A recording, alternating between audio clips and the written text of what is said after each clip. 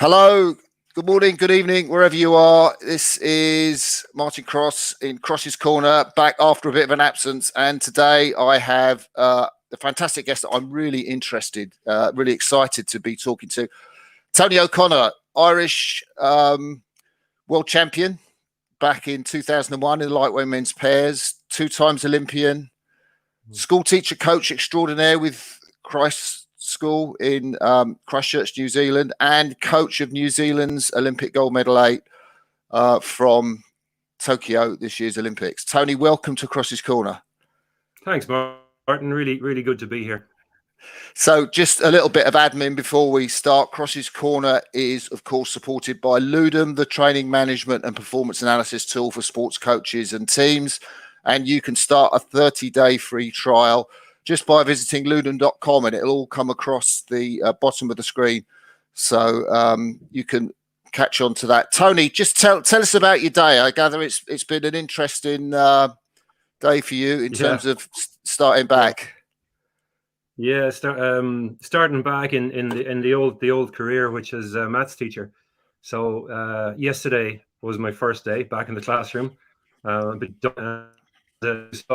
it's obviously Friday evening over here in New Zealand. So I've had this 2-day, and I look forward to a weekend so much. But no, it was really cool to get back amongst the kids, and I'll be honest, I did miss it over the last couple of years. I know I was kind of teaching these big, hairy 25 and 35-year-olds, but it's quite, as you know, being a teacher yourself is quite special with the teenagers. So yeah, it's a good day.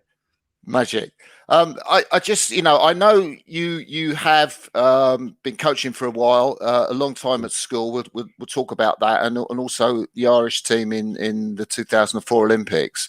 Well, I was just kind of reflecting, the guys that have coached an Olympic 8 to gold, people like Jürgen Grobler, Ralph Holtmeier from Germany, Mike Spracklin, of course, Mike Tatey, Harry Mahon and Martin McElroy, René Minders. I mean, how does it feel to be in the company of coaches like that? Yeah, that's I tell you what I did about 2 weeks ago. I looked back, and not only coaches who somewhat, but all the way right back to the Vesper crew that won the 1900 games in. Wow. In Paris. It was quite humbling. Actually, what was really humbling was at Tokyo after the and of course they disappeared off to do stuff when I was rigging the boat,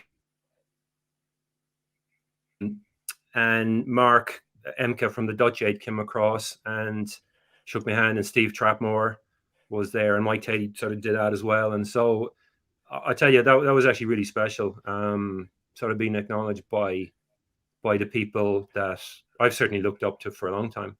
So yeah, I feel very undeserved of that, actually, Martin. I feel a bit of an imposter, to be honest with you, but it is what it is. Yeah.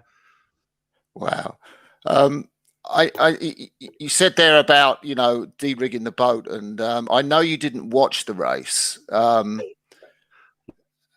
many times have you looked back on it since, and have you done a coach's analysis on it, or was that just done and dusted? Have you not analysed it to the nth degree? I have looked at it a few times, not as often as you might expect, and yeah, I think the first 1 or 2 times I just watched it for the spectacle and the enjoyment of it, and then of course the coaching hat kicks in, and you're kind of looking. So Sean Kirkham was the 7-man. There's a scene. I think it was maybe about 150 to go, and she basically caught a fresh air. And the boys had told me about it, or he caught a crab or something. You can literally see it. And every single one of them in the boat at the time thought, bloody hell, we're going to fall in here. 100 meters from the... So I watched that, and because the boat actually slowed down, because we had been going away from the Germans at that stage. Yeah. 250, well, and then everybody seemed to catch up again. So I wasn't too pleased with the boys over the last 100 meters, put it that way. I think they'd got out to enough of a lead. So I suppose... Yeah, we couldn't complain too much, but it's funny how you switch back into it, isn't it? Yeah. You just can't. I think it's like a sort of like a film critic. I had a film critic friend once, and I just asked, "Do you ever just go to the movies and just watch it and just enjoy, get the popcorn?" And he said, "No, I can't. I've got to look at the lighting and the direction and the interaction with the cast, and so it almost ruins the enjoyment of watching a rowing race now." I know. Yeah. Did you have any idea that your crew could do like 120, 121, 121, 120 splits? Yeah. Yeah. Did you was that something that surprised you, or? No, it wasn't. What we knew was that our start was okay, but we're never going to lead. But what we did know was, apart from the rep when we didn't do it, the Heat. But what we did know was that our base speed from sort of 250 through to the last 250, so that middle 1500 meter block was really, really good and really, really consistent. And there wasn't going to be a fade. So the short number of races we've over the last year, I guess, and training,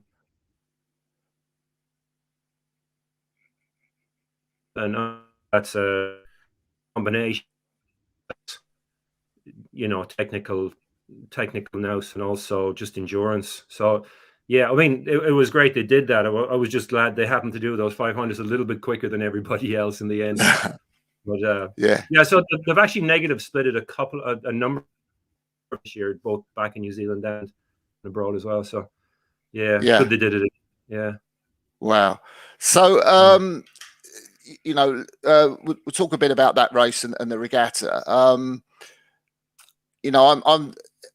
You might remember, as I do, the New Zealand cruise of 82 and 83, coached by Harry Mahon. Yeah. And that sort of the way they rode, really moving through the field in the third quarter. Yeah. Was that something that you tried to instill in the guys, or it just emerged? No, that 82, 83 crew. So I started rowing in 83, and very quickly became. And I watched, of course, watch you come out of the fog in Lake Defeated. As a 15-year-old, I watched that race, and that really sparked my sort of international interest. That there was bigger things than winning an Irish championship. Some would disagree, but I had a poster. FISA used to put out a poster or a series of posters every year, and that 82, 83 was up on the wall in my room for years and years. And in the middle of that crew was a guy called George Keys, and of course George is from Christchurch, and small world it is. I ended up coaching his son in school, which was really cool. But I tell you, Harry, I never had the pleasure of meeting Harry, but I hung on every word that I heard that the guy spoke, and watched all the crews, the Swiss crews, the New Zealand crews, because there's stuff out there on YouTube. And when you talk about influences, the way and certainly the Cambridge crews of the mid sort of early to mid 90s, I really thought that was the way to row. Obviously working really hard, but just making it look so silky smooth and so almost like ballet dancing on the water. And of course, I think so. That seed was in my mind that that's the right way to row, both as an athlete and to do it as a coach. And I think a lot of the crews I've coached over the years have done that. They've come through really well in that third 500. And I think it's because of that sort of ease of movement, you try to instill in a crew that they've actually got something left through that third 500. I did an interview last week, and I talked about Sean Kelly, the cyclist. And great man. Sean always advocated that you push hard when everybody else is dying, and that's the third 500. So whether I actually ever said that to the boys, I don't know, but it's always been part of my makeup, I guess, ever since I was a 15-year-old. Do it effectively, and then try to kill the race when everyone else is hanging on.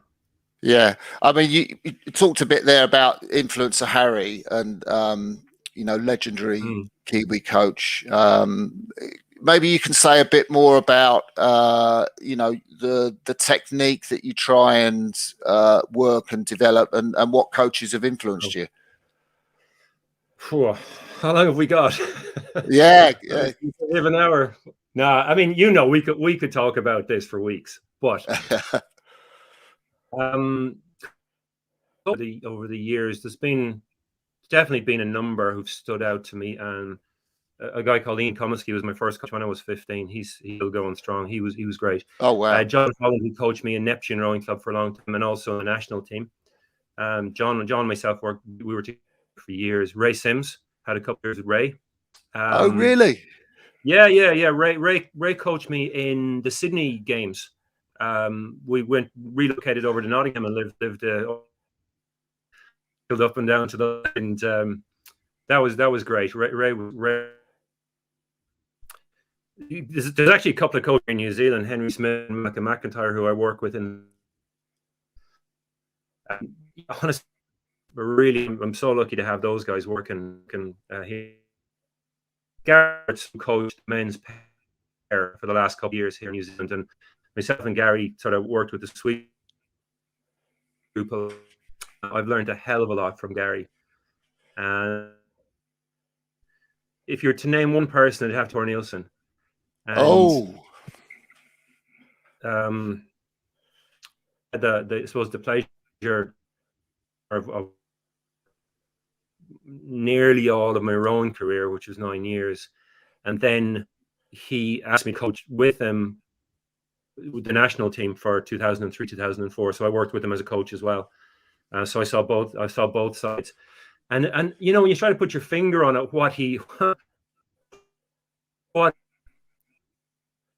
and I think very little of it had to do directly with rowing, how to move a boat. I think the stuff I learned from him actually made me a better rower, better coach, and also probably a better person as well. Because Thor had the big picture in mind, and he was and he is still such a generous guy.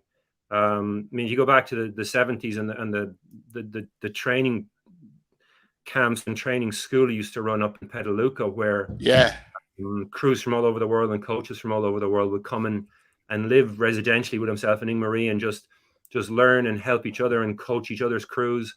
And I must say, and he did that all over the world. He did that in Banyoles as well with the Spanish when he was with them. Yeah. So there was rarely a training camp with the Irish team that we didn't have either the Norwegians or the Swedes or the Spanish or the South Africans or somebody with us. So there was always this sharing of training programs and doing pieces together. And I must say, I'm a real advocate of that.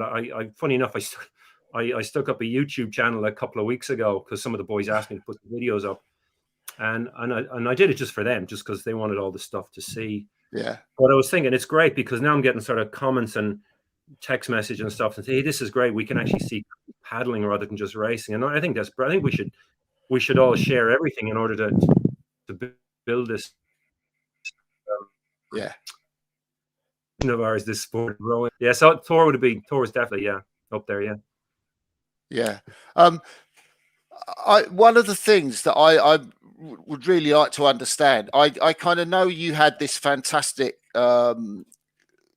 sort of time with Christ's and success in the Mardy Cup, and I know you coached the New Zealand juniors to a silver medal in 2017 or 2018, was it? Well, what I find hard to understand is how come that they got you to coach the New Zealand A back in 2019? Because in the UK, I mean, there's this culture around Caversham where you've just got the squad coaches, but I guess it would be like Bobby Thatcher. I don't know if you know Bobby Thatcher. Yeah. Who coaches? It would be like someone saying, "Bobby, come and coach the GB National A," which would never happen. No. So how come that you got that gig? Why you? Exactly. It's actually funny enough, Martin, my daughter's just come in and said the connection's bad, so I'm going to move into the living room with this. She's very useful. She signed up for rowing the other day, actually. So, you kidding? Right. Yeah. The age of 13. I'll try to warn her off it, but sorry to everybody who's watching. I need to turn on some lights as well because the lights are not working. Anyway, what can you do? Live TV, huh? Here we go. There we go. That's better. Right. How's that? Yeah, that's good. Okay, so so your question was about how did I get the gig? Yeah, I mean, I had, as I say, I had a little bit of experience at that level before, but back in Ireland, and hadn't gone near the national system here. Now, New Zealand's obviously a really small country, so everybody knows everybody. And I suppose we had some success with the Sculls regatta over the years as well. So, I knew everybody in rowing New Zealand who counted, but everybody knows everybody here. yeah, And I finally decided I wanted to get back into international rowing, and the way to do that obviously is to go through the grades. And so I signed up, as you said, for the junior team, and that went well. And about when was that? That was not 2017. So maybe 6 months after that, I got a call from Alan Cotter, who was the high performance yeah. director. So I had a meeting with Alan, and he asked me, did I want to coach the 23s? Obviously, the next stage up. And I took a chance, and I said no, because at that stage I was back teaching full time. Yeah. And if I had to go and coach the 23s for albeit just 16 weeks or so, I'd have to pack in my career, and I wasn't prepared to do that. So I took a chance and said, Alan, I've done all that, and I've done the juniors. I want to get back to elite level. Wow. And look, thanks very much for the offer, but no thanks. If an elite job ever comes up, and I was kind of half joking, but really serious, give me a shout. Yeah. And I just left it at that. And then because Noel Donaldson had been coaching the men's team. Yeah. And Noel went back to Australia or stepped down from the role in 2019, February, March or something like that. And then I literally got a phone call out of the blue from Judith, the then high performance director, Judith Hamilton. And she said, look, we have an 8. Would you like to coach it? And so obviously whatever I'd said to Alan, it sort of resonated with him, and he passed the message on. And I do believe, though, as well, because when I got up to New Zealand, rowing New Zealand, there were a couple of influential characters in that men's team at the time, namely Hamish and Mahe, and a couple of others, James Lash as well, some of the older guys. And I believe they had mentioned my name a number of times because I had coached James back in school. And so I think sort of all the stars aligned, and they took a chance. I mean, hell, I'm well aware of that you're dead right. That wouldn't happen in Caversham, and it wouldn't happen. It certainly wouldn't happen in the big countries. But I think, because the smallest and everybody knows everybody. So I think hopefully they might have had an inkling of who I was and what I might have been able to do. But I was I was surprised, but I was really, really excited at the time to do that. So yeah, I jumped at that chance. So that was 2 years. Yeah. Were you nervous at all when you first started? Was I nervous? Oh, I always get nervous. Like you said, I didn't even watch the race. But I think I was more excited than nervous. Yeah. I think if you're not nervous, there's something wrong with you, because you sort of get, I won't say plucked from obscurity, but certainly you get plucked from a secondary schools program. And the 8 in New Zealand, it's like the 8 in Germany. Yeah. It always has been the sort of the pinnacle, and obviously we don't win as many as Germany or GB or the States, but the 72 8 here, for people who don't know, that was they got their faces on beer cans. Now that's big. You don't. Yeah. And I think it resonated a lot of people, that because I think it was the first time or the second time that the New Zealand national anthem was ever played at the Olympics, and people remember that. So yeah, even though the men's 8 had been sort of knocking around the bottom of the A final, the top of the B final, it was still looked on as something that was very special within the sport here. So yeah, I was well aware sort of what I'd been asked to do. Yeah. And it was actually, there was a lot of people putting a lot of time and putting a lot of money into that. Sean Colgan, I believe. Sean, yeah. Talk Sean about well. Sean. Yeah, Sean's great. But Sean was a huge supporter and is a huge supporter of the 2/8 programs, both the men and the women. And there's no way we wouldn't be having this chat tonight if it wasn't for Sean. a stalwart Irish American. Yeah. So yeah, no, I was very aware that I was being handed a big role, and but I was more excited to try to live up to that. Yeah. Yeah. What about the culture in the squad you found, and what changes did you try and make in the culture when you took over? Yeah.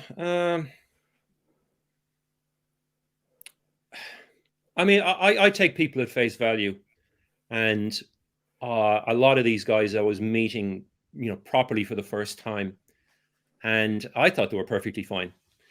I had heard a lot of stories that maybe they were a bit, they were living the lifestyle rather than aiming for the gold medal, and there might have been a couple of divisive elements within the group, but that's just hearsay, and I never go with that. I just these, as it was at the time, 14 guys, and I took them at face value and got to know them, and to me, there was a couple of things that they definitely could have done better. I think there was maybe there was a bit of a sort of a poor relation to the women's squad, because the women's squad have been quite strong for a number of years. Yeah. And I think we had to develop, we were sort of, there's the women and there's the men down there. And rightly so, because they hadn't, apart from the men's pair and Mahe, hadn't really performed at the top level.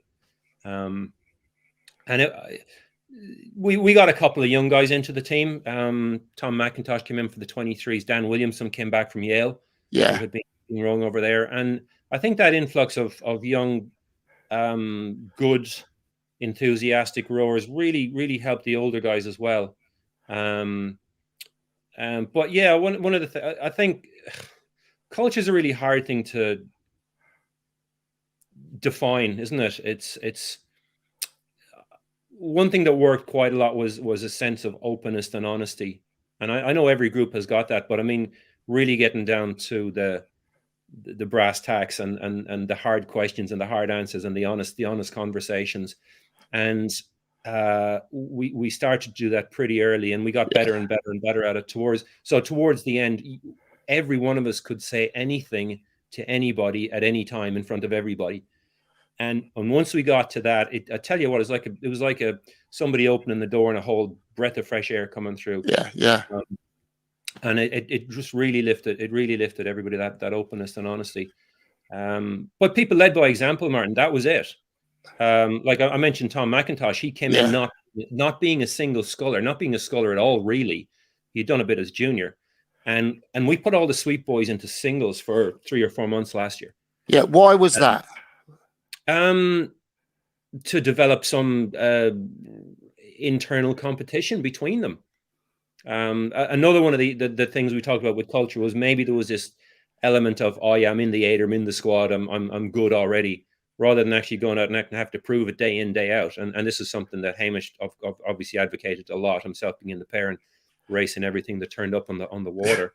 But we put the boys in the singles, and old Tom Mack, who hadn't been a single, within about 8 to 10 weeks became probably our fastest single, including all the scullers as well. So including Hamish. Well, Hamish actually didn't do any sculling, because Hamish managed to injure him. Hamish managed to injure himself for about 3 months around Christmas. Yeah, he did a ribbon. He was being a bit silly. He was I think he went down to Dunedin, where he's from, to do a talk to his old school, and between the 2 days travel, he missed 2 days training. So he decided to do 3 days training in 1 day. And unfortunately pinged a rib, and that was him out. So he missed the whole sculling bit. But I tell you that the single stuff, that was great. It gave the boys a hell of a lot of confidence, and we continued that on. Then when we got back into sweeping, in that we rode set pairs all the time. So we broke the squad into pairs, 5 pairs.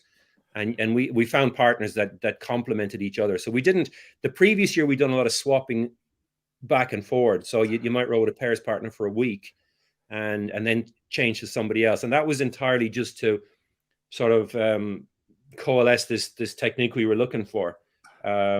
Whereas this year, I think everybody was pretty much rowing the same way. So it was much easier just to say, here's your pairs partner. Yeah. And we used to go out in the 4 or 5 pairs and knock the crap out of each other up and down Carapiro, which yeah. I think that toughness of the single physiologically, I mean, it's like you've got 10, 12 singles out, you just do not want to be the last one there. No. So that hardened the boys up a lot, yeah. Got a question from Hassan Pathan. Oh yeah. So I guess how far did your 8 in Tokyo row like the 8s that you coached at Christ College? So yeah. What did you take from the school, from coaching the school? How different was it coaching the guys in the 8? Not at all. Not to answer Hassan's question, rowing is rowing, and okay, the New Zealand guys are bigger and stronger, but that's it. They're still driven by the same passions. They still want to be the best. Okay, albeit in the world versus in the country. And in terms of the way they rowed, to me, there's a few fundamentals that I tried to instill in the New Zealand crew that we did back in school, because it worked in school. So why wouldn't it work with guys who are just a little bit bigger and a bit taller? And I must say, it's funny because there's a lot of school rivalry, of course, like there is in every country. Yeah. And our Cox is from Christ College, so I coached him when he was a kid in school. But some of the other boys are from some of the North Island schools. And Malcolm, who I mentioned earlier on, the coach who works here, who's now working with the university team here in New Zealand, I sent him a video one day in probably around March or so, before we went to the qualifier, and he just sent back, he said, that looks like a Christ College crew finally. And I said it to the boys, and they were like, and they actually took it as a compliment, because the schools crews the college crews tend to roll quite well over the years, I hope. So yeah, I mean, I'd like to think there's a few similarities between the black boat and the guys just across the road here. Yeah.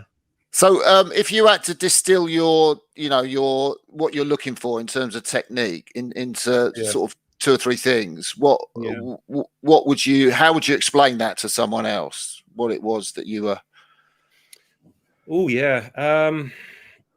Look, I think there's no one right way to do this sport. We've seen success over the years with, for example, Ian Wright's crews with the pause on the finish. We've seen Mike Stratton's crews leaning back, looking at the sky almost in the the Italians with their leg drive, sort of instinctive leg drive, and that goes right back to orthodoxy back in the 1910s and the 1800s. And so there's more than one way to do it. But I think what you've got to do is just find what your philosophy and stick with that. And my one's pretty simple, Martin. It's just I do believe that the drive phase and the recovery phase are equally important, because you spend as much time out of the water. So the ability to work hard in the water, but then allow the boat to run as far as it possibly can between strokes and not upset it. So I guess we talk a lot about the drive being almost like a weightlifter, but the recover being like a ballet dancer. Both of them are strong. Both of them are powerful. Both of them are flexible, but with a lot of control and feel. And with men's crews in particular, that whole recovery, and particularly the approach into the catch and the connection, can tend to be quite aggressive, because we like to use that oar as almost like an axe and try to chop a tree down with an axe. That feels great. That was me. Yeah. No, the harder you push, surely the faster you're going if you're working hard, which is wrong. I try to do a little bit more akin to using a chainsaw rather than the axe. So I spend a lot of time with crews trying to come back off that catch and really be careful on the approach into the catch, almost like, and I use an analogy which a lot of the boys like, is when you go up to your girlfriend's house for the first time to meet her father, you don't go charging up to the door and bashing on the door. You're very polite and you're very careful, but you're still confident. So the entry and the connection, then I generally, if I'm coaching a crew for a while, I try to come back off that and make it really, really gentle, even at the expense of almost missing it. just so long as you don't check the boat. When you get that, and that's the hard thing to do, just that gentleness. When finally you get that, we tend to then try to, be a little bit sharper and pick the boat up on the run. And Hamish came up with a really good analogy this year, was that, and we all know it, and you can feel it when you take that catch properly and the connection properly. It's almost like you're surfing, and you paddle up the back of that, you just catch that wave and you go with it. Whereas if you get it wrong and it's just a bit ahead of you, you're trying to struggle to catch it. You'll never catch up to that wave, or if you're too quick, you'll fall off the front of it. It's that flywheel effect. And I guess then just the standard stuff. Try to keep the effort out of the shoulders. Keep the face very relaxed. That's a real Harry Mahon one. Almost impassive in the face, because if you start tensing up the face, you tense up the neck, you tense up the shoulders. Yeah. Well, I like to see a lot of distance between the ear and the shoulder, rather than like that. Yeah. You feel that connection down low. Feel it in the core. But I tell you what. If you were just distill it down into one phrase, and I know you asked me just to give 2 or 3, and I've given about 10, but I think it's the effective use of body weight, because even when your muscles get tired, you've still got your body weight to hang on that oar. And I think the use of the slide and the full length of the slide. So if you watch the crews, you see some crews, they're quite back-ended. Some crews are front-ended. I like to see sort of an even swing, an effective use of body weight over the full length of the slide. I think, if the historians go back to when the sliding seat was brought in, everybody thought it was a great idea because you could utilize your leg muscles. Yeah. And funny enough, and I've got a whole lot of old rowing books over on the shelf here. When they brought them in, the fixed seat crews kept beating the sliding crews because they didn't understand what the seat was for. They thought it was just to use the legs, so they all ended up bum shoving. Whereas to me, the slide, or the length of the slide, prolongs the weight of the body on the blade face. So yeah, even though even if you try row, if you next time you go out rowing, try, and this is to everybody who's watching, go out and row backstops and pull really hard. Your legs are still working. Yeah, you're pushing through. You can see the definition in your legs. You're pushing through that foot stretcher because it's a point of contact. So just because you've got a slide doesn't mean you're using your legs anymore. You're still using your legs the same, but what it does is allows you to roll that full 90 degrees and keep the body weight in it. So through the drive, the body weight, and then more as important, coming out of the backstops, that swing out of the backstops, and you get free speed for doing that. And that's a lovely feeling, because that's the maximum speed of the boat, obviously, as the body swings forward, the boat, Newton's second law or first law. So I think effective use of body weights is sometimes overlooked at the expense of leg drive. So yeah, there we go. Short answer, huh? There's a couple of questions. Just look at them quite quickly. People obviously got into what you're talking about. Joe Barkley. Big boy rhythm. Yes. Which I guess is to do with the fact, I guess, in part, I know you went in the heat in the Olympics. You were over at 40, 41. And I know in the fight, because of the rep, you had this big thing around rowing at 38. Yeah. Is that what he's talking about there? Yeah. That's literally ratio, isn't it? Our ratio was wrong. We had they weren't the biggest and strongest boys at the regatta, but yeah, they were pretty strong. I think our average was under 550, just about. So they were strong, but they were destroying the boat run on the recovery. So big boy rhythm is just speed of contraction through the water, and then really appreciate the run of the boat. You've done some really good work on the water. Let the boat run, and take your time to do that, and create time around the backstops, and create time. When the knees come up nice and soft on the knees. So it really literally is just ratio. So rather than, we've all gone out and rode sort of 1-to-1 ratio, and it feels horrible and hard. And then you drop it to a 3-to-1 ratio, and that's just magic. And that's just essentially what we had forgotten to do in that preliminary heat. Yeah. Was that an easy spot? I mean, did you think that, or was that something the crew, in the crew chat came together? Yeah. Every one of us, even I had rung home after the race and I talked to Rachel, my wife, who's a rowing coach, and she spotted it straight away. She said, 250 to 500, they just never settled. And the boys and myself, we all noticed it. So it was disappointing because it's the Olympics and you want to perform at your best, but it was also a real blessing in disguise because it just absolutely focused it in on to get back to something we knew how to do it, and we'd been doing it all along. We just forgotten to do it for 5.5 minutes. Yeah.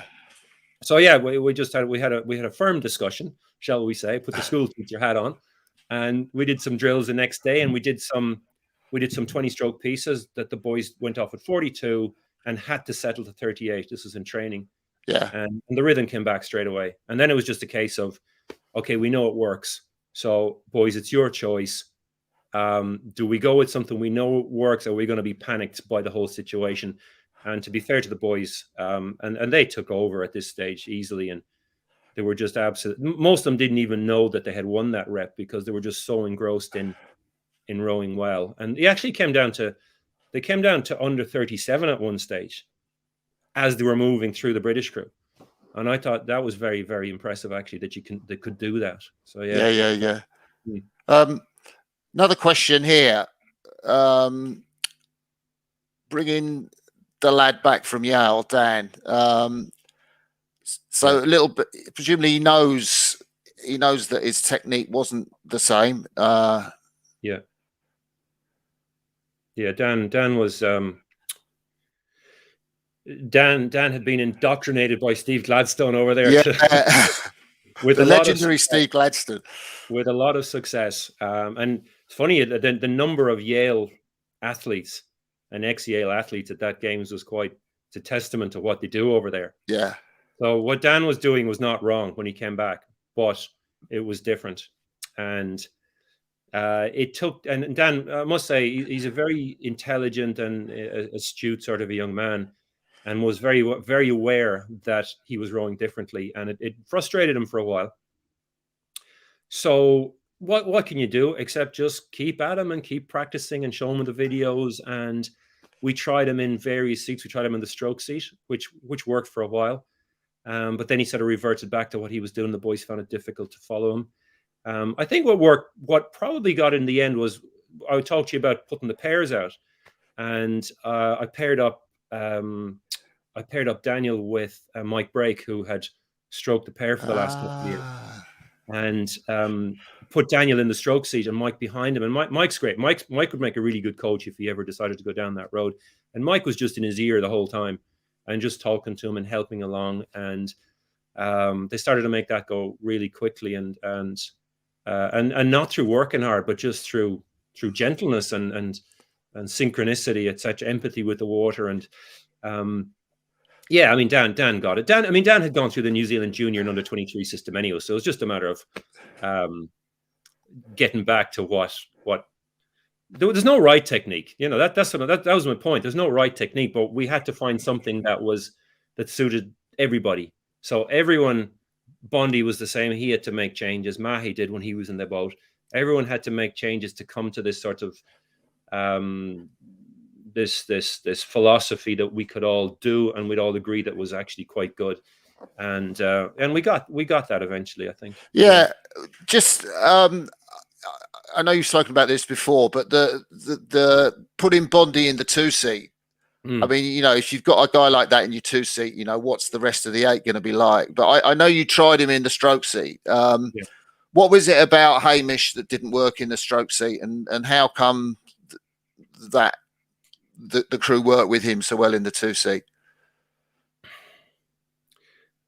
I think Hamish, physically, mentally, experience-wise, is obviously one of the top rowers we've ever seen in any country. And he himself had said many times he thought that it was just a matter of everybody rowing like him. But even Eric didn't row like Hamish. Yeah. Eric compromised. And if you've seen some of those videos of Hamish sort of swaying across the boat in the pair, and Eric sort of compromised, being the compromise for that, Hamish is his own way to do things, and of course, when he's up in the stroke seat, he's only got Salmon sitting in front of him. The Cox, so he's trying to do his own thing, and everyone else is just lost behind him. So, yeah, we tried that prior 2019 for a while, maybe for about 4 or 5 weeks, and it just got progressively worse and worse. And we were ending up like 5 and 6% down on the girls' prognostics, which is appalling. So 2 days before, we were training up with Sean Bowden up in Wallingford before the Grand in Henley in 19, and it was going pretty rubbish. And we just had a chat, and I said, "Okay, we'll try and we had tried him in the 6th seed at some stage, and he was a bit better. And then we tried him in the 4th seed, he was even better again. Yeah. So we just said, and Bondi said, "Hey, why don't we just go back to the 2 seed and we'll give it a go?" And we went out that evening, and I tell you, the boat just did that. It just picked up. And so, and he said it was much, and you could see it, he was much more comfortable. He also had the opportunity then to follow 6 guys, which is a lot easier. And he had an opportunity to see what they were doing and do a bit of coaching from back. Yeah. Mouthy from the back of the boat, which was brilliant. So we had a Cox in the front, we had one in the back as well. So yeah, it's just one of those things we had to, and it goes for everybody, Martin. We had to find seats that suited them best. Sean was another example in the 7th seat. He'd always rode 3 all his life, but he ended up in the 7th seat. And yeah, so to me, and it's the same with any crew, whether it's a school crew or an elite crew, you've got to put people in. I don't subscribe to the silky smooth guys in stroke and 7, then the big guys in the middle, and then the experience, that sort of, if you look at our 6-man Philip, he's only 6 foot tall. Yeah, no, that was striking. Yeah, it was, man. Like you see the line across and then this little drop. Yeah. I think I don't know, was it your, I think it was your colleague, was it Andrew on the Olympics on the Yeah, I think he's at one stage he said, "Yeah, here's big 6, big Phil Wilson 6," when the boys were racing along, and the boys loved that because Phil is far he's not big at all. But he's as tough as nails. So yeah, Bondi was just one of a number of guys we had to find a seat for, and we swapped and changed, and eventually found something that seemed to work pretty well. How is there any truth in the story that Bondi Probably. There's no fire, smoke without fire, is there? Go on. What were you going to say? Sorry. Well, I'm just wondering, getting the pair into the 8. Michael Breaker, Tom Murray. One of the stories I heard was that Hamish kind of said, "Look, guys, if you're not going to go in the 8, I'm going to do the pair and beat you." There's a lot of truth to that. Yeah. That's absolutely true. Yeah, we had schemed all along. We started off that season, Mike and Tom were in the pair, and it started off in that we felt that in order to be competitive at the games, we would need 3, if not 4 pairs who were almost as good as them, because they were the standard. They were obviously the silver medalists. And we worked hard on our pairs, and our pairs started to get very close to them and actually started to beat them back sort of November, December. And it wasn't that Mike and Tom had slowed down. The other guys had actually improved, particularly the young guys. So at that stage, Hamish and myself were saying, wouldn't it be great if we could get the 2 boys in as well? But of course, they were qualified. We weren't qualified. So there was no way Royal New Zealand were going to advocate taking it. That would have been madness. But we kept kind of chipping away at that, and Hamish, and I don't even probably know 90% of the conversation that went on between Bondi and the boys, but he did say to me, he said, "Look, we just got to go out and beat them," and I don't even if he used the word demoralize them. But that's Hamish anyway. Like, he wants to go out. If there's a log floating down the river, he'll want to go out and beat that. So he had honest conversation. Now I couldn't do that as a coach. I couldn't go to another crew being coached by other people, by Gary, because myself and Gary were working with everybody. But I actually did believe that the 8, with everybody in it, could be a medal prospect. I believe the pair could as well. But from what I'd seen, the 2019 crew was slower, but it was still a good crew. We were very up and down. We didn't have a lot of time together, but they had flashes of something really good. Now the 2021 crew, the Tokyo crew, we changed 4 people out of that. That was half the crew changed, and I thought it looked like a faster crew, consistently really good rather than just intermittently really good. And I thought, so at one stage, I think probably around December, Martin, or January, we did one of the regattas here in New Zealand, and just for fun, he says, just for fun, why don't we throw out the best 8 we can? And I said this in a meeting just to see, and everyone, oh yeah, let's just do that. Yeah. Of course, it went really well, and it kind of made people sit up, and it made Mike and Tom sit up as well, to be honest with you, to say, hey, there's actually there's something special here. And I know. So yeah, and to be honest with you, Hamish obviously did talk to the 2 boys and kind of cajoled them into something that was exciting and looked like it was going places. And to be fair to the boys, I mean, what a big leap to take from those 2 guys coming in off a really good silver medal. Tom had a bronze medal 2 years previous, to going into a completely unknown entity which hadn't even qualified. I mean, what a set of balls that took for those 2 guys. And Gary as well, who'd been coaching them, he said, he said, and it was one of those pivotal moments, because Gary's, you know, one of the top coaches in the country, and he said, and he'd coached the 8 for a couple of years. He said, look, I've worked with these guys for years, and I never thought we had an 8 that could win a medal. And this was in front of all the coaches, the high performance director, and the selectors. And he said, I think this 8 could do it. And there was utter silence in the room. And at that stage, I knew right there and then that, hey, we're on to something now. We could actually put this 8 out. But I tell you what, there was a lot of trust put in the boys and me, obviously, as well, to go to the qualifier and do that, because Rowing New Zealand has not got a history for obvious reasons. It's so far and so expensive. And putting all your eggs in one basket, I mean, I really take my hat off to them and say thanks for trusting us to actually let us go and do that. There's a couple more questions coming in. Ollie Stanhope, who's just come back from the Paralympics with the gold medal, stroking the British Cox 4. That's Richard's lad, is it? Yeah, Richard's boy. Yeah. Okay, yeah. He's asked, how did you deal with the number of quarantines you had? Did the lack of racing turn out to be a positive? Yeah, we had a quarantine after the qualifier. We had 2 weeks in a hotel here in Christchurch, where we had just an ergo in the room. And you could look on that as a disadvantage, but we decided prior that we'd look on it as an advantage, because we would have our training, or we'd have our erg there. Everything was monitored. We had really top class food coming delivered to your door. Yeah, and we had a bed literally 1 meter from your training. So all you did was eat really well, train really well, and rest really well. Now, any more than 2 weeks would have been a bit of a disaster, but we got out of that and we got back on the water after the qualifier, and it's like we hadn't. The boys did an ergo test the day we got out. They did a lactate test, and everybody's scores had gone through the roof. Oh wow! And so that gave us everything confidence. So back on the water, it's like we hadn't missed a beat. I think the racing actually in Lucerne was an advantage going over,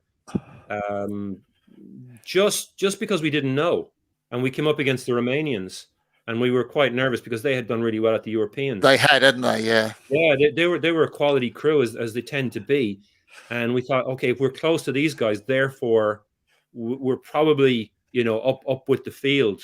And we beat them twice in the prelim race and the other race, and that was a turning point. So we kind of felt we were quick, but we didn't know. So we came off that and we knew we were quick, and that gave everybody a real sense of, okay, this could be special this year. Yeah. There's a couple more questions coming.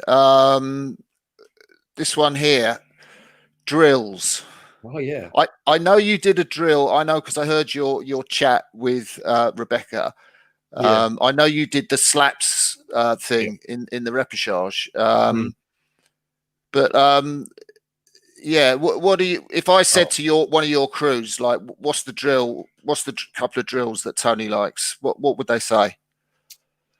yeah. I think I said to Rebecca in that as well, that your limitation is your imagination. So anything that makes them think outside the box and puts them into an uncomfortable position. So anything from, rowing with the arms crossed Oh, I've never done that. to, that's a good one, to reverse feather. So take it out and don't feather that way, but feather this way, so that the face of the blade is down. And it's great fun to do that one because everybody catches crabs. And that's just skill. That's just skill acquisition. One I like to do, it's a bit awkward to do it, but I did it back with the school. I've been doing it with the school for sort of 10, 15 years, is go out in an 8 with 6 oars, and bow pair don't have oars, and they just go up and down the slide and pretend they're the row. And they just get the feeling of the rhythm of the boat. And then what you do is you do that for a couple of minutes, and you take 3 and 4's oars, give them back to bow pair. Yeah. And 3 and 4 can do it. So there's no tension. It's all to do with releasing tension and not being rowing without tension.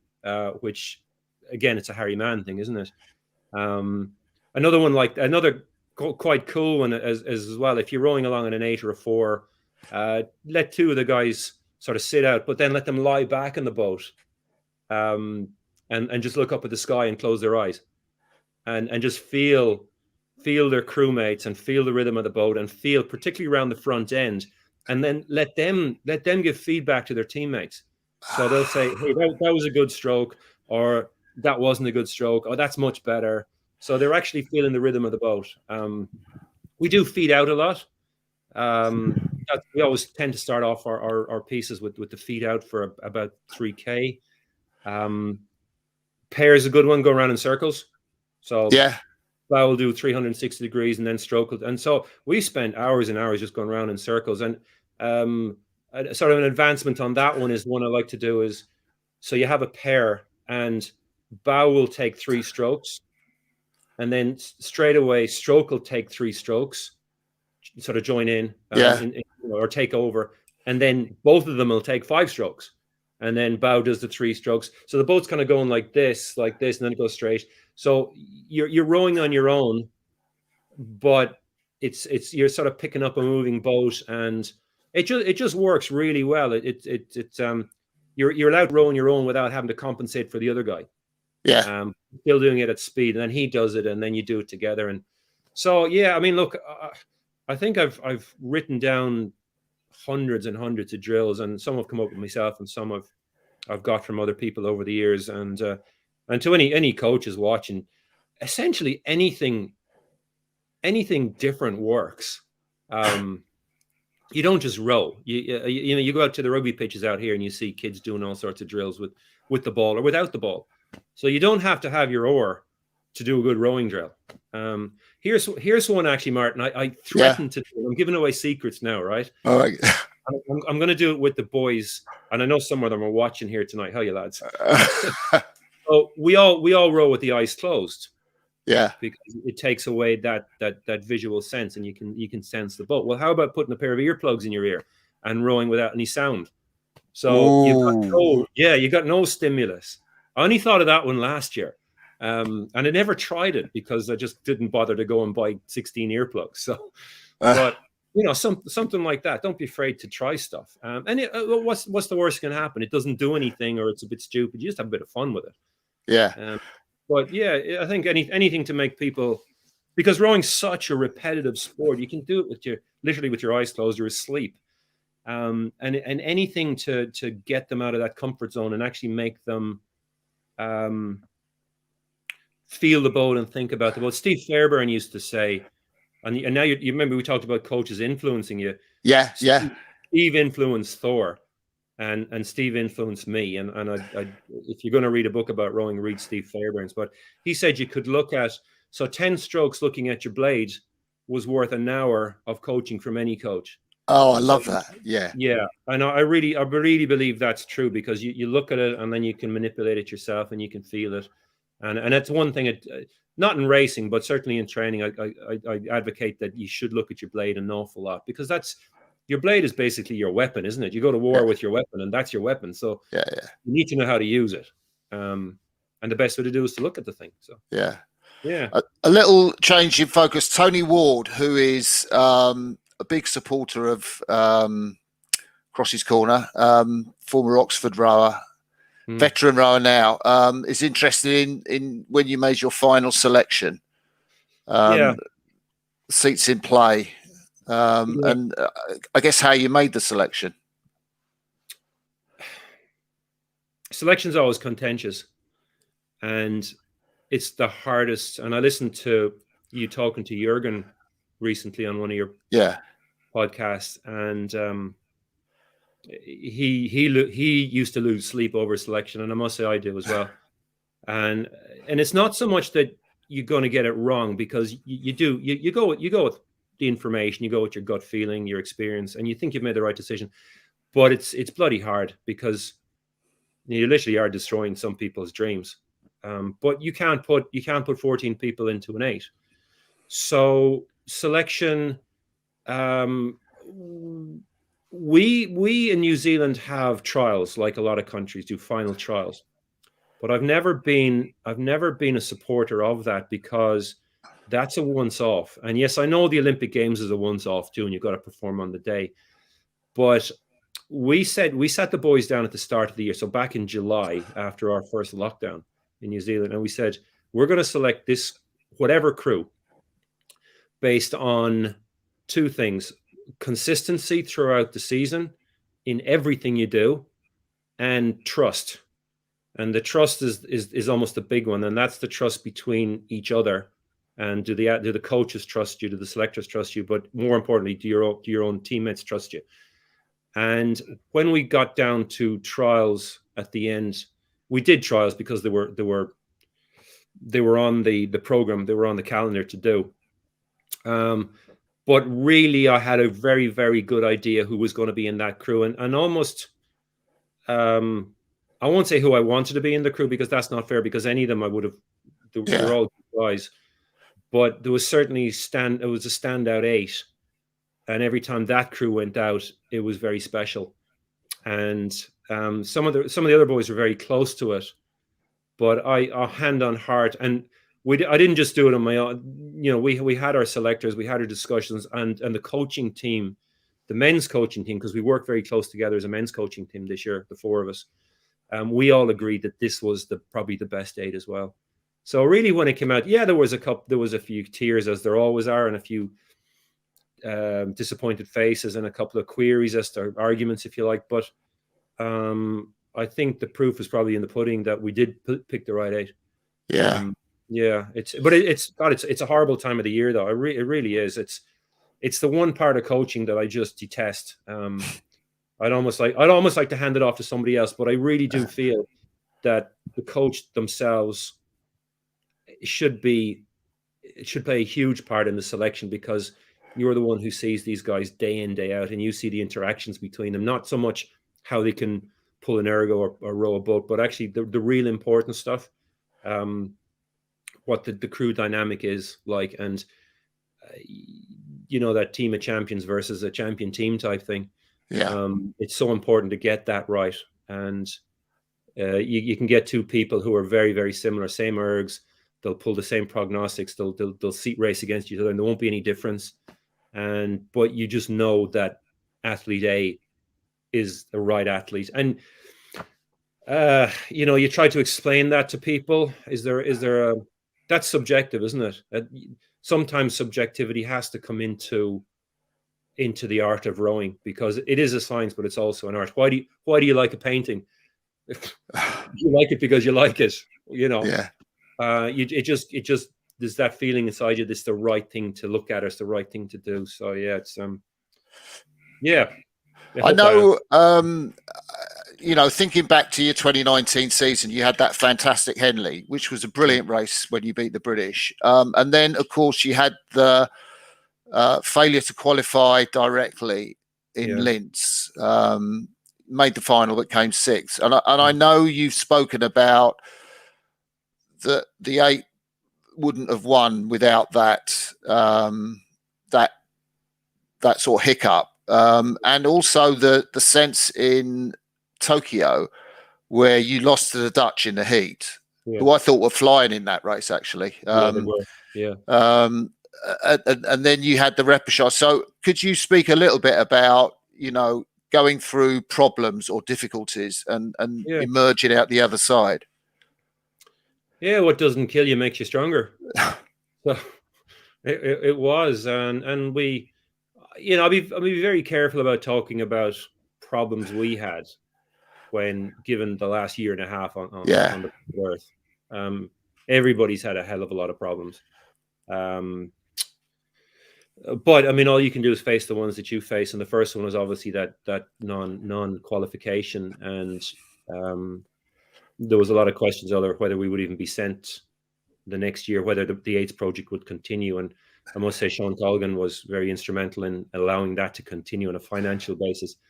And but the fact is, we were a good crew, and we just had a bad race that day, bad 500 meters actually, and we were quite close to winning medals. So we came back, and it made everybody in the group look at themselves and me as well, and how we could do things better. And because if we had qualified, understandably enough, there would have been a sense of, hey, we're going to Tokyo, fit me up for the blazer type thing, and that's just a human nature. But our backs are up against the wall, so we actually had to prove ourselves over and over and over again, almost too many times. As I said to you, we were sort of the poor relation. We hadn't qualified. We weren't much good, etc., etc. I guess the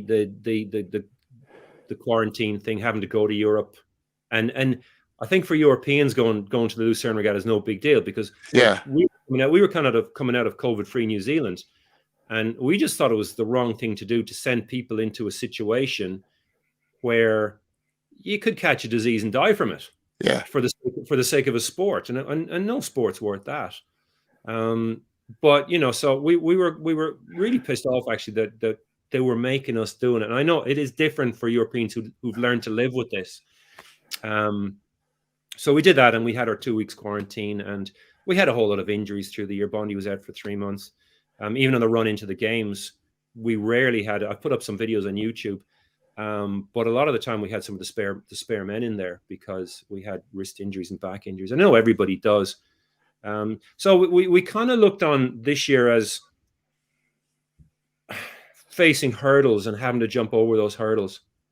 So do we jump over them, or do we sort of just give up, or maybe go around them or go under them? But no, we jumped them. And when we looked on each of these, and we sat down, every time something came up, we literally sat down and said, okay, this has been thrown in our face, and how are we going to react to this? Yeah, and we better bloody react to it positively and look on the bright side of like the life of Brian up on the cross.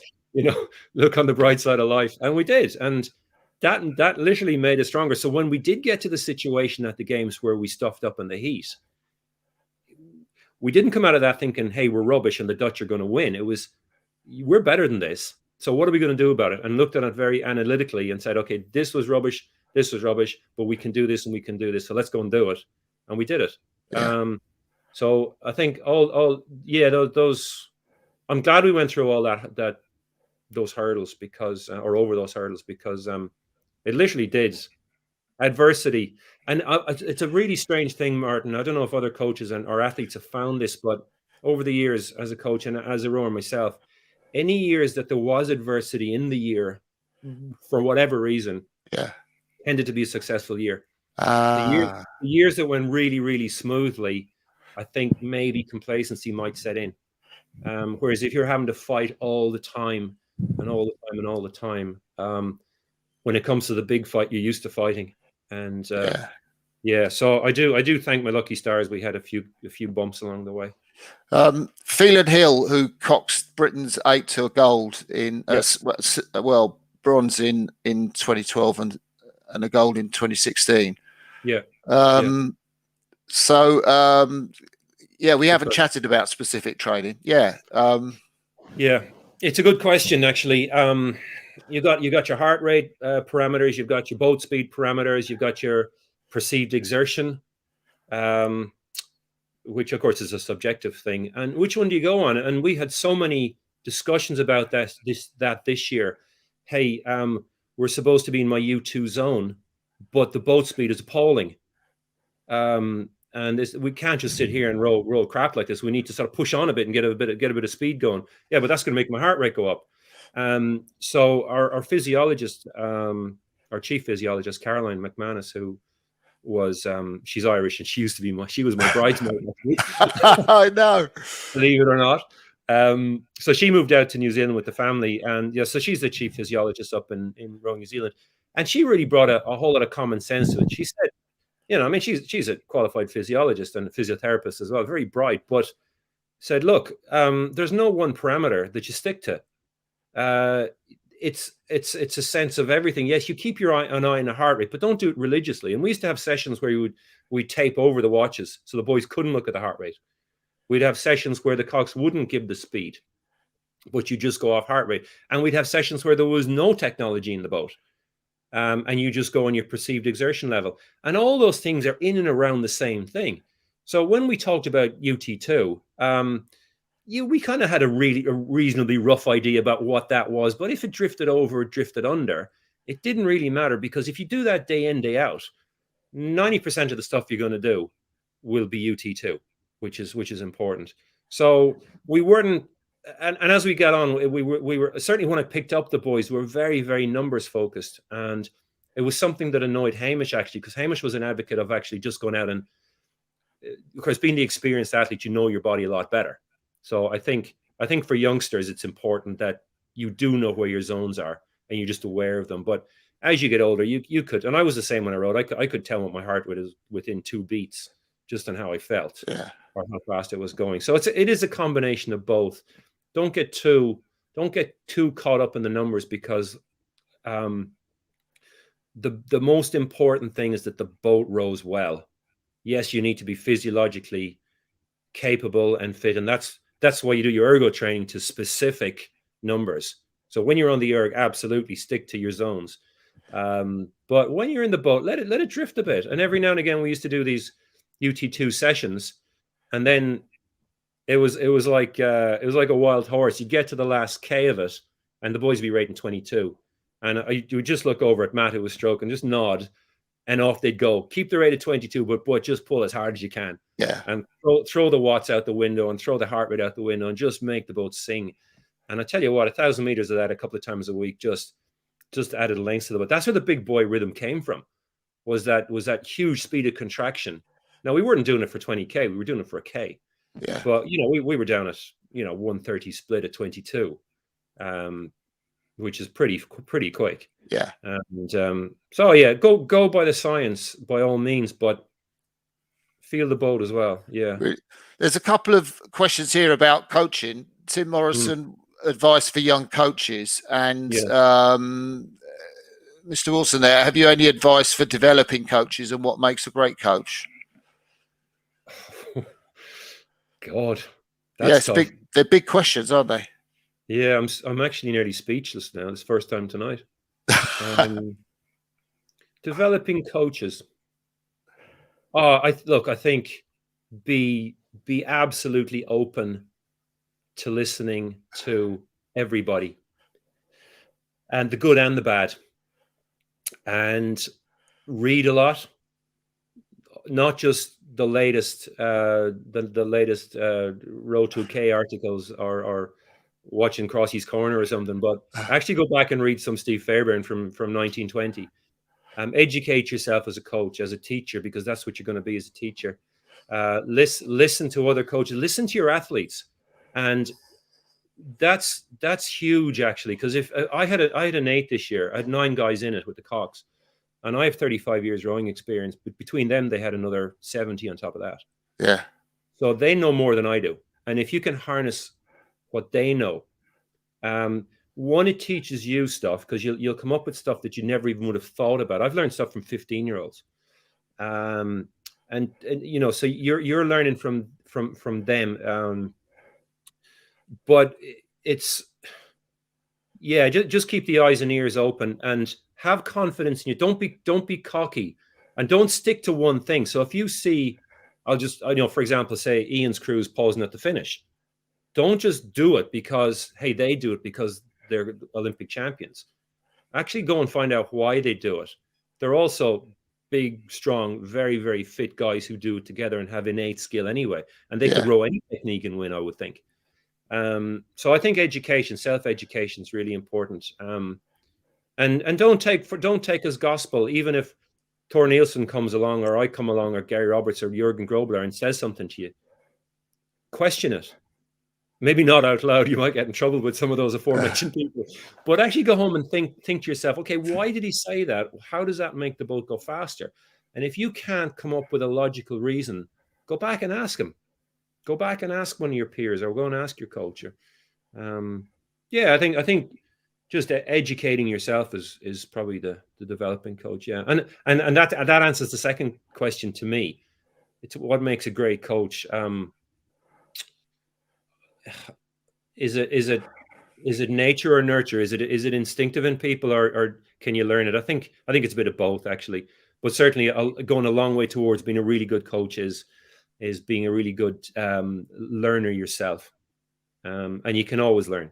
Thor always used to say that to me. The last time I met him, that was probably 4 years ago. So he's probably about 82 at the time, and he said he's still learning. So yeah. Where did winning that gold rank in terms of life events for you, Tony? I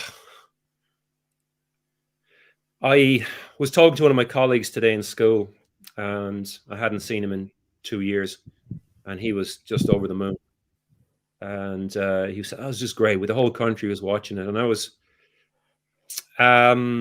honestly, the winning of the medal was nice, but I could do without it.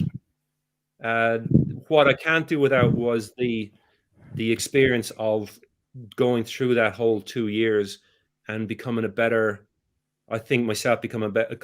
a better coach and learning a lot about myself, to the point that when we got to about 6 weeks out, I was reflecting on the previous 2 years and thinking to myself, hey, even if it was called off now because of COVID, I'd still come out of here feeling really good about the work I've done. I thought I had learned a lot and put a lot into practice that I hadn't done in previous years.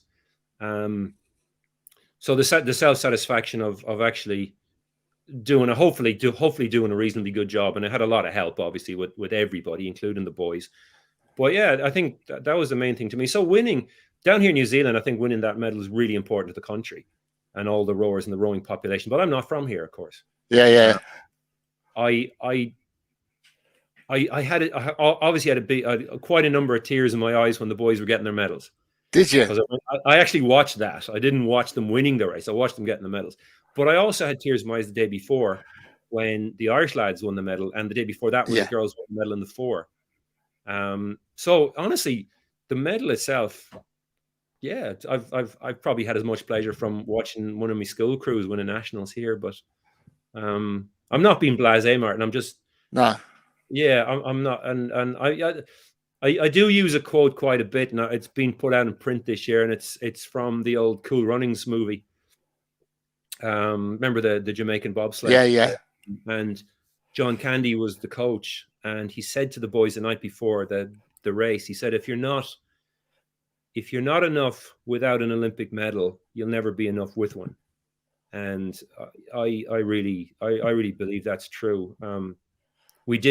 Sean Colgan, again, third time mentioning Sean, had a talk with the boys prior to the trip to Japan and said, boys, you don't need this. This isn't a need in your life. This is a want. And because if it's a need, you're never going to get it. So yeah, I'm the same. It was great and it was nice. But to me, the experience of working with those guys was infinitely more satisfying than actually winning. Yeah. Yeah. There's a couple of quick questions. I know we've been on for a little bit more than an hour. If I could just try your patience for another 5 minutes or so, Easy. Tony. Friday night. There's a couple of quick. Have you got to go to school or something this morning? Am I holding you up? No, this is my work for today. Life is good, huh?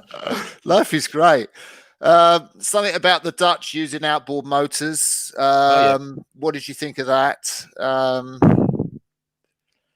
Yeah, that was pretty cool looking, wasn't it? It was really cool. Yeah, it was really cool. But I mean, I did think, I wasn't too sure why they were doing it. Okay, so you're up at speed, not having to pull very hard, but you could do that in a strong tailwind or with really short oars as well.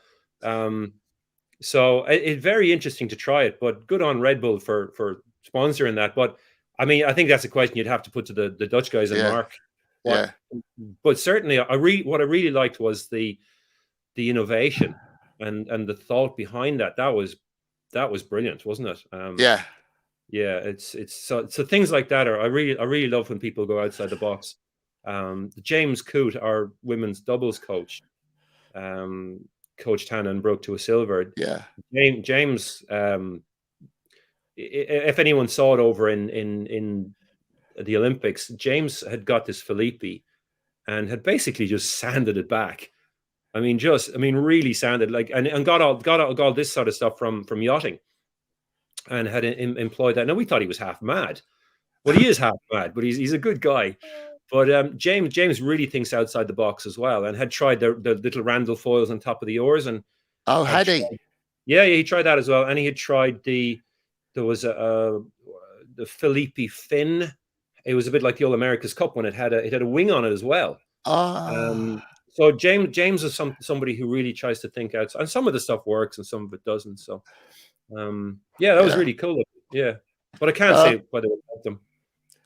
Cam Keelty, in similar theme, really. A different equipment.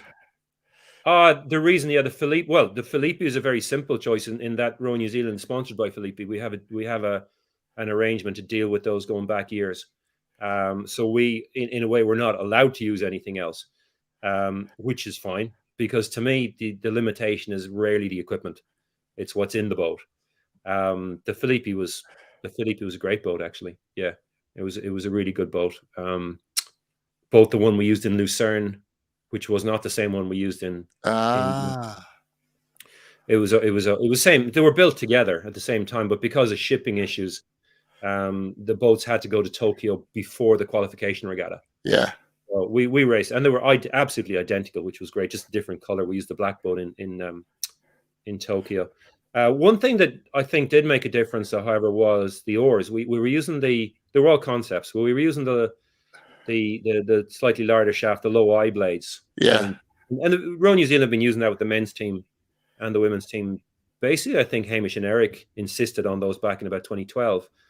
And come the first World Cup regatta, we had noticed, and of course we knew anyway that that's the dog going mad. I need to take the dog for a walk after this. So, me too. We noticed that a lot of the crews were starting to use those, and there was only one set in New Zealand, and lucky enough, Christ College, the school I'm working in, owned the set. So I rang Henry, the head coach, and I said to him, "Listen, mate, can you send up the oars?" And we tried them, and first day the boys thought, "This is better." There was just the weight, the outboard weight, just took the blades down to the water that little, because we were right in that period of time where we were actually working on that front end. We sort of smoothened it out. And now we're trying to get sharp again, and the blades really helped. But I'll tell you a quick funny story. We got to look, because they were schoolboy oars. Okay. Yeah. They were a little bit shorter. So I had wanted to roll 377 overall length, and I could only get 376.5, which was fine. We ended up rowing with that at the Olympics. And I wanted 112.5 on the inboard, but to get that, I had to bring the collar right down to the end of the green sleeve, and there was no more space left. So when you look at it, it looks quite unusual. There's this collar and all this green, and it looks like it's really, really heavily rigged, really heavily rigged. So we got to Lucerne, and a very well-known coach, who I won't embarrass him, but he comes over to me and says, "I saw your oars. And my God, they look really, really heavily rigged." 2 seconds, Martin. I'll just stop that dog barking.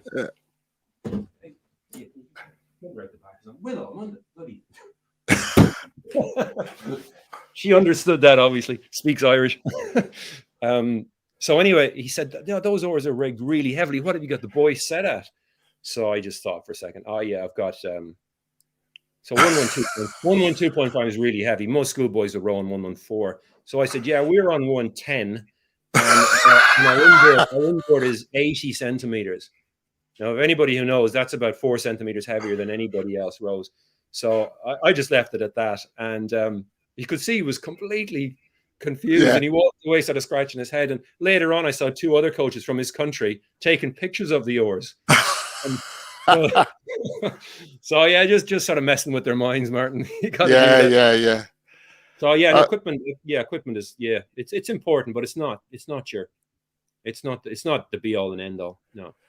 So Tony, you've said that this is it for you. No more international coaching or no more Olympic coaching. Although people have said that before and changed their minds, but what lies ahead for you and the family? And yeah, well, because you're still young now, aren't you? You're only young. Yeah, thanks, Martin.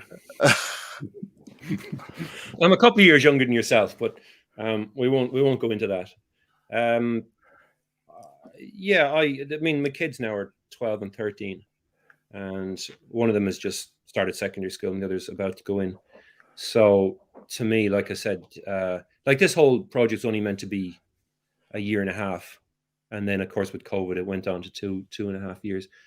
So I'm just really happy to be home.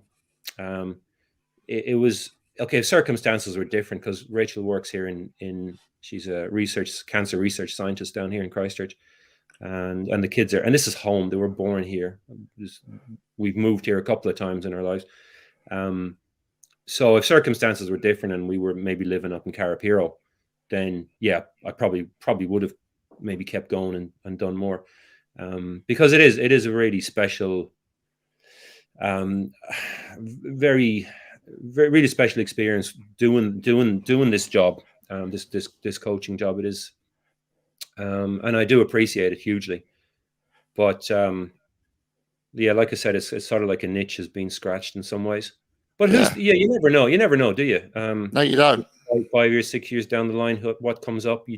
That's one thing you learn. I've certainly learned that you just don't know where life's going to take you, and you can plan all you want, and it rarely turns out the way you expected. And that whole Olympics 8 story is just proof of the pudding there. That, yeah, who would have thought? And but that's just life. So yeah, I'll keep the mind open. But at the moment, I'm 2 days back in the maths class, and I'm really enjoying it again. Yeah. And finally, what do you think will happen to New Zealand rowing now? Because I remember from 72, that 8 left a legacy, but it also left a thing that New Zealand had to do the 8. They had to have another big 8 to rival that. Yeah. What do you think will happen to that now? I mean, putting an 8 together is a numbers game, isn't it? Yeah. So yeah, over the years, of course, a certain generation from around then said, "Oh, the 8's the be all and the end all," but it's not the be all and the end all. It just happens to be the fastest boat, but you can argue the best rowers end up in the pair or the single. So every Olympic medal or every world medal is worthwhile. So when New Zealand were winning the pairs and the singles and the doubles, to a lot of us that was just as impressive as winning an 8, and it's just another boat. And that's my opinion. Hopefully, almost funny enough, hopefully doing that maybe has put to bed for another 49 years. We can go back to singles and pairs again. But again, it depends on the numbers coming through. If we've got, because you must remember, we stuck everybody in the 8, whereas, say GB had the 4 and they had the 8, and there's a little bit more depth there. We just don't have that here in New Zealand. Hopefully over the next few years, there'll be some more kids coming through, and we could try that again. As regards the next Olympics, I couldn't tell you. I'm not involved in it. I've talked to all the boys. Most of them are going to continue on. So a number of them have talked about maybe a 4 and a pair. But again, you just don't know. You don't know who's going to turn up, who's going to stop, who's going to go off and have kids. And that's kind of the exciting thing about it, actually. Yeah. I'm just real grateful that I was here just at the right time with the right people, because to do that does require that, particularly in a small country. You just got to get the right people at the right time, and we did that. Yeah. Tony, you're an absolute star. It's been a fantastic privilege and pleasure to talk with you, and I know loads of people have enjoyed it, listening to you and what we've talked about, and also they'll be watching this broadcast for many a month as well in the future. No, thank you, Martin. Thanks for the opportunity. It's been like I said, we could have talked for hours. But I know. so I really appreciate it. Cheers. I'll end the live part of this. There's a nice thanks from Ryan Domain, who's been listening. Thanks, Ryan. Very kind of you to say so. We'll end the live part of this broadcast now. So bye, everybody. Bye.